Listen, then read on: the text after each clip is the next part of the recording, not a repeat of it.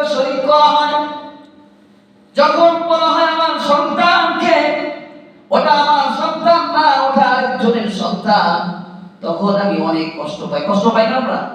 যখন আমার সন্তানকে কেউ বলে যে তোমার বাবা ওই ব্যক্তি না, তোমার বাবা আরেকজন, আমার সন্তানের মধ্যে শরীক করা হলো অন্য ব্যক্তিকে, তখন আমাদের কি মেজাজ ঠিক থাকে?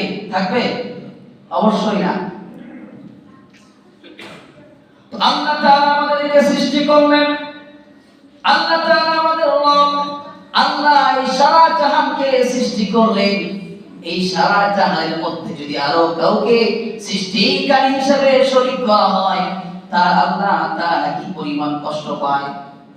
যদি আমাদের যে কাজগুলো আমরা করতে পারি, অন্যরা করতে পারে, এই ধরনের কাজের মধ্যে আমাদের সাথে কাউকে শরীক করাতে আমরা কষ্ট পাই, আমরা রাগ করি, আর যে কাজটা আল্লাহ ব্যতীত অন্য কেউ করতে পারে না, সেই কাজটার মধ্যে আমরা আল্লাহ ব্যতীত অন্য কাউকে শরীক করি, তাহলে আল্লাহ কতটুকু কষ্ট পান, কতটুকু রাগান্বিত হন। এই জন্য লোকমান হাকিম তার সন্তানকে বলে, ইয়া বুনাইয়া লা তুশরিক বিল্লাহ, ও আমার প্রিয় বৎস, আল্লাহর সাথে শিরক করা যাবে না।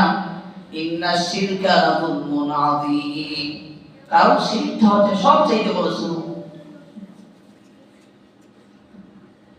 আমাদের ছোটবেলায় আগের মানুষেরা ভালোভাবে, আমার চাইতে আপনারা বেশি ভালো জানেন,